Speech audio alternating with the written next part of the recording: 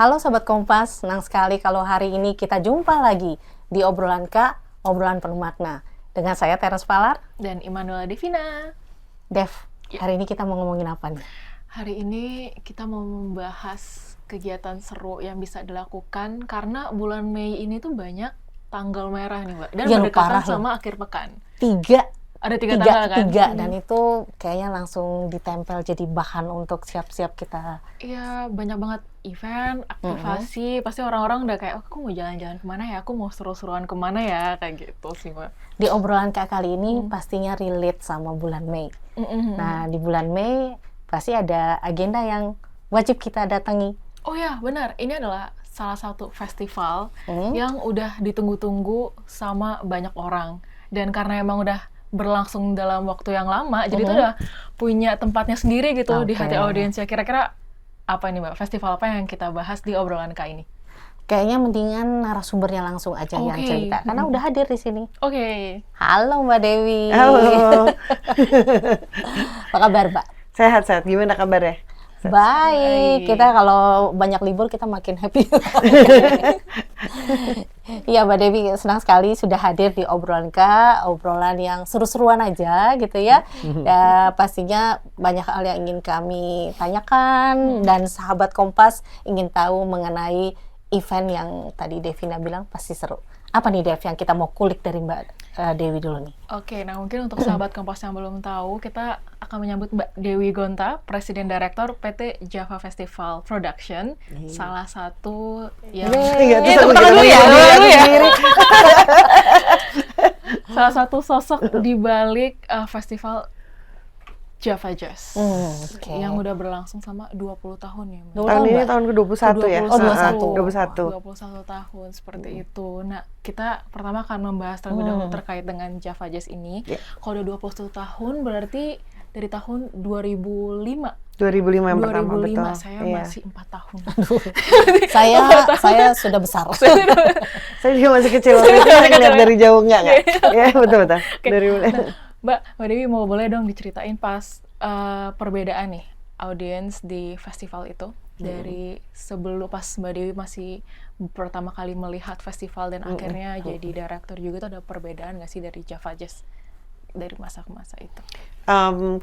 Oke, kalau bicara audiens pasti ada perbedaan nih karena kan itu sering disampaikan juga ya, jadi kita udah 3 generasi penontonnya gitu. Kalau secara umur mayoritasnya sekarang lebih muda dibandingkan mungkin beberapa tahun yang lewat gitu. Kita kalau antara perempuan dan laki-laki cukup balance, cuman mulai dari kakek, keluarga muda sampai yang bawa anaknya yang masih pada kecil juga ada di acara gitu. Dan setiap tahun kita berharap sih akan ada lagi yang baru, akan ada lagi yang baru gitu kan ya. Karena kan kita berharap teman-teman yang hadir itu dia nggak nontonnya cuma setahun, tapi sekian tahun ke depan lah gitu. Cuman kalau perubahan selalu pasti ada lah. Ada yang baru, ada yang mungkin udah hadir di acara kita 15 tahun, 16 tahun udah capek, nggak mau lagi, atau mungkin emang udah bukan hobinya lagi gitu, karena udah lebih umur gitu. Itu sih.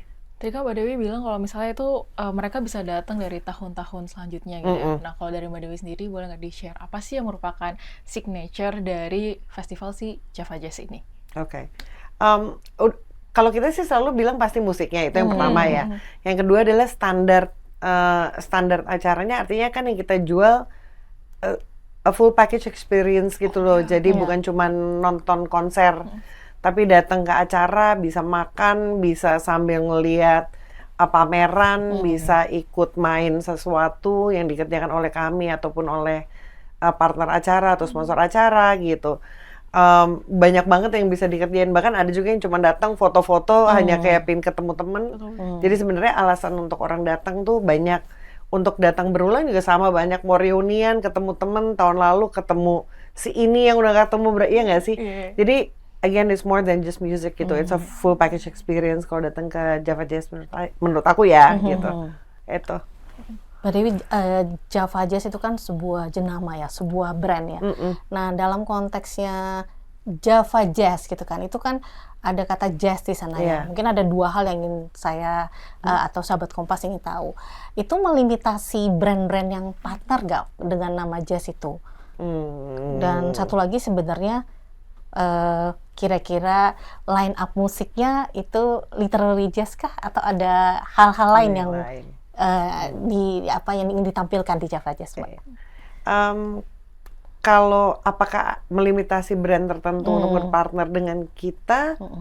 Yes and no.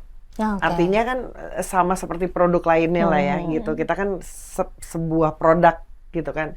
Ada yang cocok dengan A, ada yang cocoknya dengan B. Di kita pun sama gitu. Mungkin yang kalau kita bicara Java Jazz yang lebih cocok brand tertentu. Kalau kita bicara Java Rockinland mungkin brandnya berbeda lagi gitu. Ya sesuai dengan tipe acaranya. Apakah dia indoor, apakah dia outdoor, itu juga mungkin pengaruh kan ya gitu. Untuk menjawab Java Jazz, musik jazz gitu ya, ini selalu ditanya, tetap ada jazznya. Dari awal memang selalu ada. Dari awal juga ada musik yang non jazz. Ini bukan suatu perubahan yang terjadi karena tahun, jadi bukannya dulu jazz semua sekarang jadi enggak, itu enggak benar juga. Dari awal udah seperti ini format acaranya gitu. Namun kita juga harus mengikuti perkembangannya sih, jazz, musisi jazz yang baru juga banyak. Jadi kita nggak selalu harus, kalau kita bicara jazz, musisinya orang yang sama terus. Gitu, jadi kita berkembang bersama waktu. Dan sah-sah aja di sebuah festival jazz kita menampilkan musisi yang non jazz. Ini udah terjadi di seluruh dunia. Kita we're not reinventing the wheel. Ini sudah sering dilakukan, dari dulu pun sudah dilakukan gitu. Jadi sambil kita mencoba mensosialisasikan jazz, ya caranya dengan ada musisi-musisi yang tidak jazz di dalam acara. Orang jadi belajar, dia jadi dengar, dia jadi merasa nyaman, sehingga jazznya juga jadi bisa berkembang, pasarnya di sini gitu. Bahkan kalau dari beberapa literatur ya, termasuk di harian Kompas ID itu bahwa beberapa turunan musik-musik saat ini itu sebenarnya juga turunannya dari jazz ya. Betul. Ya. Dan ini saya baru belajarnya Oktober kemarin, makanya lagi seneng bahas ini, bahwa jazz is created karena sebuah kondisi kehidupan di masa lalu di mana kelompok ini tertekan sehingga dia mengekspresikan diri dia melalui musik.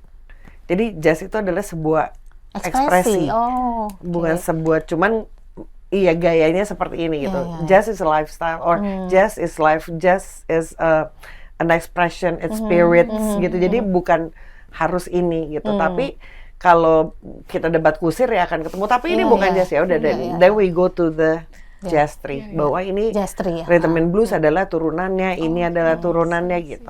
Kayak gitu. Itu udah ada tulisannya gitu. Kalau misalnya tadi nyambung ke Mbak Tana sih, Mbak Dewi. Jadi sebenarnya kalau misalnya boleh digambarkan, tadi ekspresi jazz itu seperti apa sih Mbak gitu? Mungkin kan banyak yang, kalau aku dengar musik jazz tuh yang kayaknya yang pelan ya, yang orang nyanyinya mungkin mereka bebas atau apa, tapi kalau dari Mbak Dewi gimana? Kalau kata orang yang paham musiknya Mbak, dia chordnya aneh bunyinya. Maksudnya chord-chord yang tidak umum dipakai kalau musiknya pop, bener ya gitu. Nih, bener. Nyanyinya gitu kan. Tapi gimana ekspresi jazz? Sama-sama Mbak, gitu. Kalau menurut aku gitu. Jadi dia emang banyak chord-chord yang ini kemarin karena ikut nyanyi bareng Jakarta. Oh, ternyata kalau di jazz itu dia ada chord-chord yang tidak umum dipakai gitu kan ya. Cara menyanyinya juga sedikit berbeda. Improvisasinya juga sangat banyak gitu. Aku bukan ahlinya jazz, cuman kalau saya perhatikan begitu. Tapi kalau yang sekarang populer di antara anak-anak muda juga ada yang kategori jazz yang very simple. Sekali lagi contohnya kayak Leve, dia dianggap sebagai penyanyi jazz oleh anak-anak muda. Dia beda banget nyanyinya kalau kita bicaranya penyanyi jazz yang zaman dulu kita tahu lah misalnya gitu. Jadi sekarang pun jazznya sudah sangat berubah sih, menurut aku mengikuti perkembangan zamannya. Gitu. Ya sih, kita kadang banyak banget improvisasinya, jadi kalau mau direplika itu termasuk sulit juga. Lebih susah. Jazz, ya. Tapi kalau kamu dengerin Leve, dia nyanyinya lebih simple Mbak.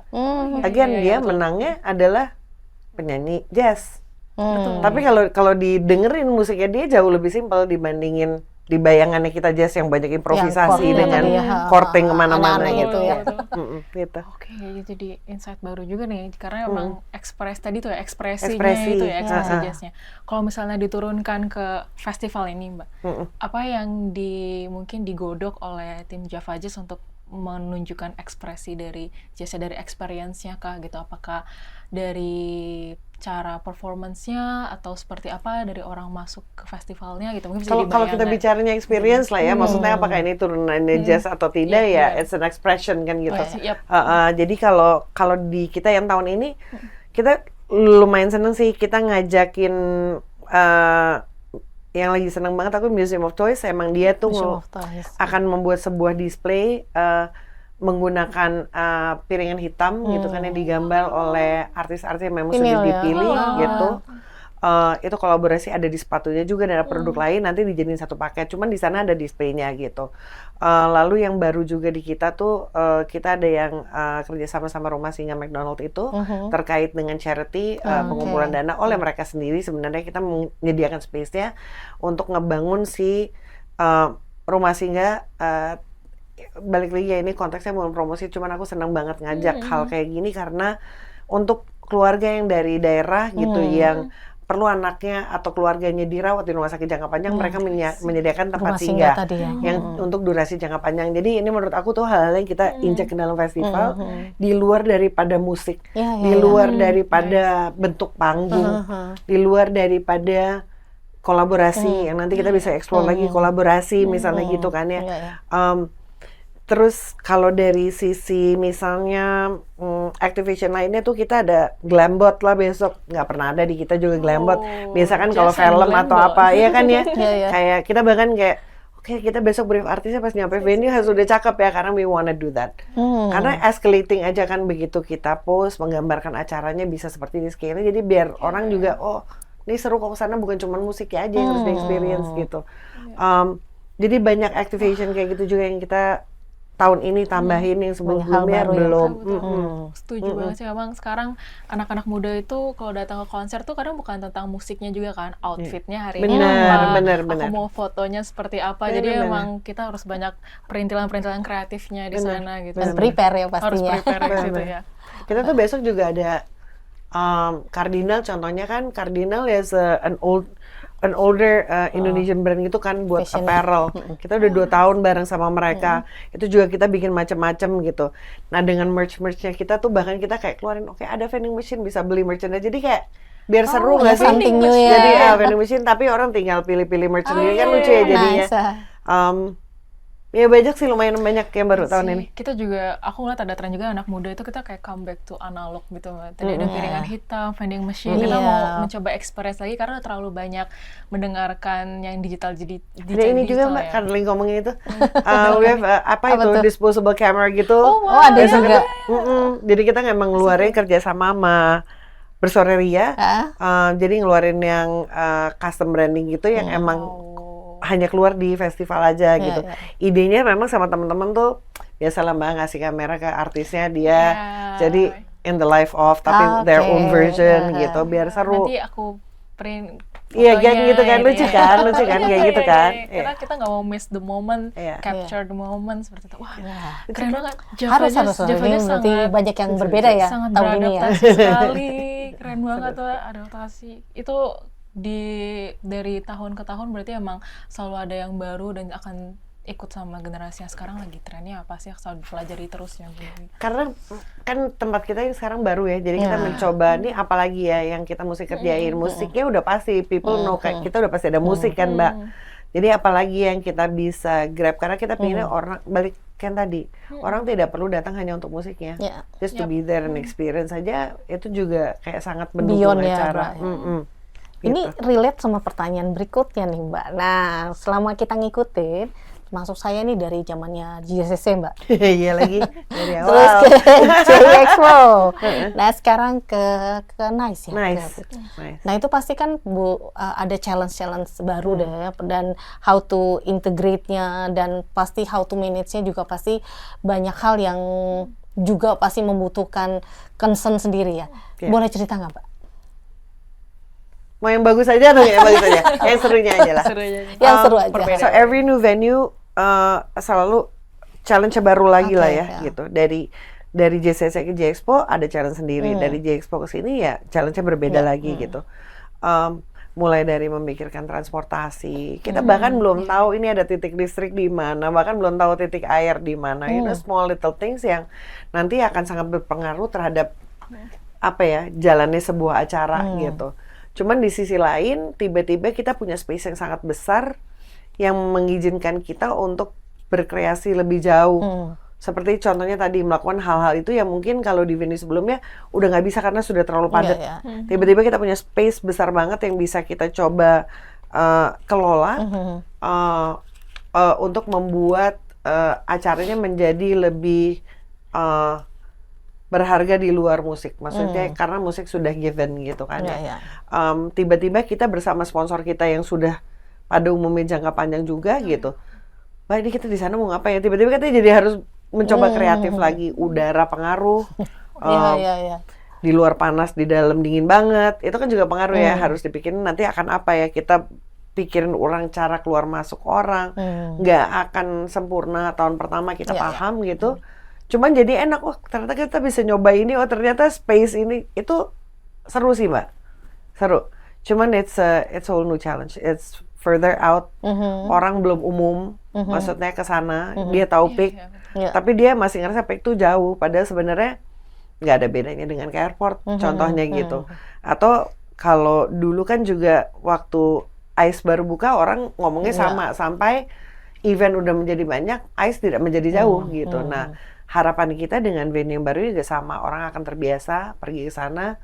Akhirnya akan menjadi bagus juga. Cuman kebetulan memang kita event yang termasuk awal dengan scale seperti kita yang menggunakan venue itu. Sebelumnya udah ada, tapi mungkin bukan musik seperti kita konsepnya ya. Kemarin ada lagi kan Hammer Sonic yang berkeluar, tapi mungkin scale-nya sedikit different yang khusus yang tahun ini gitu. Transportasi sih Mbak paling harus dipikirin. Hotel salah satu yang kita harus pikirin juga. Karena kan ada kami, ada penonton, ada pekerja gitu. Itu juga kayaknya masih banyak yang bisa dikembangin dari sisi itu. Gitu. Berarti transportasi ya tadi ya. Transportasi. Istilahnya pihak-pihak yang diajak kolaborasi juga pasti nggak sedikit ya Mbak itu ya. Enggak. Tapi untungnya gayung bersambut ya Mbak. Jadi kita minta dukungan dan di-support gitu. Kalau kayak Bluebird kan karena kita udah lama kerjasamanya gitu. Jadi mereka bersedia menyediakan shuttle dari titik-titik yang kita udah ngobrol bareng, titiknya yang kayaknya mungkin rame di mana ya. Shuttle-nya memang tujuannya kan kayak dari titik tersebut ke venue dan kembali di malam harinya gitu. Cuman ya balik lagi ntar bersabar aja teman-teman karena kan kita jam juga belum paham jadi kita harus coba. Dengan Transjakarta juga udah ada. Dia menggunakan Royal Trans, dia pas hari Sabtu Minggunya sama. Titik tertentu bisa langsung ke venue dan kembali. Sisanya yang lain-lainnya memang kita arahinnya mereka untuk ke titik temunya di Duku Atas. Karena di Duku Atas bisa nyambung ke stasiun bandara. Dari stasiun bandara kita tinggal siapin shuttle bus bolak-balik. Itu pun kita didukung.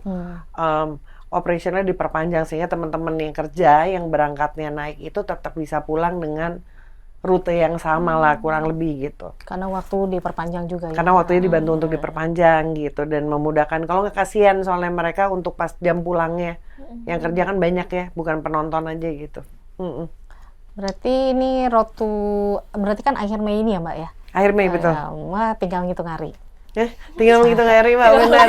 Menghitung hari tapi seru kok. Seru ya? Tapi sakit kepala mukanya sampai semutan kadang-kadang. Ini kenapa ya? Oke, break dulu. aman.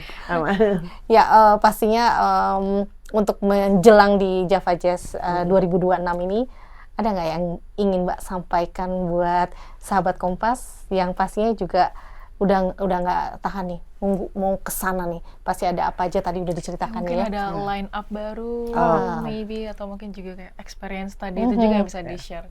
Line up kita jujur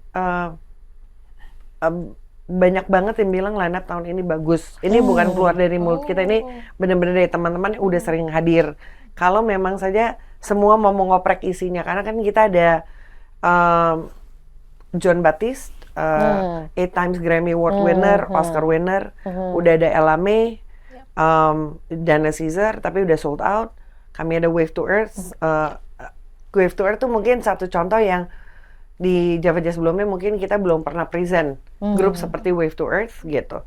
Kita ada Dave Koz and Friends Summer Horns, ada Earth, Wind and Fire, experience by Alma Kay. Kita ada anak-anak baru juga yang menurut aku sangat bertalenta dari Jepang, Billy Room namanya. Kita ada dari Taiwan namanya Yufu sama Robot Swing. Jepang kita ada 3 bahkan, ada Niko Tantan, Okidap. Jadi ini beneran harus dibongkar isinya. Ada lagi Funky Times dari Jerman. Kita kerjasama juga sama Austrian Embassy, bahwa ada musisi dari Austria, Alexander Inovatiu. Jadi ini beneran variatif banget dan jazznya ada kok. Kita ada Camerata, orkestra dari Brazil. Kita ada Big Band Harborside Jazz dari Australia. Ada Close Counters. Nah, Indonesianya ada Andin, Mahalini, Trio Lestari, ada Slang, Yura Yunita, Apa tadi yang baru Mbak? Yang Hedi Yunus? Nita tadi, ada Nita tadi. Jadi macam-macam banget isinya. Beneran teman-teman harus datang, harus experience, dan most of all kita harus support event di Indonesia supaya kita bisa bersaing terus. Jadi kita perlu emang teman-teman untuk hadir, support terus, baik event kami ataupun event lainnya. Tapi yang penting Java Jazz duluan. Datang ya. Tepatnya tanggal berapa? 29 sampai 31 Mei. Untuk informasi lebih lanjutnya bisa juga dilihat di www.javajazzfestival.com. Oke. Ya. Sekali lagi Mbak, www.javajazzfestival.com. Oke, seru banget ya Dev ya. Hari ini kita kedatangan tamu yang bikin bulan Mei kita sesuai dengan warna baju kita. Aku tambahin, Seneli libur, jadi bisa tetap gitu. harus sama Java Jazz libur. Jadi nggak ada alasan untuk harus pulang cepat gitu. Ambil cuti itu sahabat Kompas. Bisa kok, bisa. Kapan lagi, karena ini berasa dunia itu dibawa ke Indonesia ya, semua musik di Indonesia. Iya, hampir semua ya tadi ikut ya. Menarik banget sih Mbak Dewi. Oke, ya kayaknya kalau ngulik line up-nya, how to go there-nya, dan experience apa aja yang akan didapatkan, harusnya teman-teman sudah dapat spill ini dan hadir di akhir Mei kali ini. Oke, sahabat Kompas, sudah banyak hal yang kita dapatkan dari obrolan kali ini. Ditunggu kehadiran teman-teman di Java Jazz 2026 dan banyak hal yang menarik yang bisa teman-teman dapatkan dan pastinya seru banget. Ya. Dengan saya Terence Palar, saya Manuela Devina, saya Dewi Gonta. Buat sahabat Kompas, sampai ketemu di episode obrolan K berikutnya. Dadah. Sampai jumpa.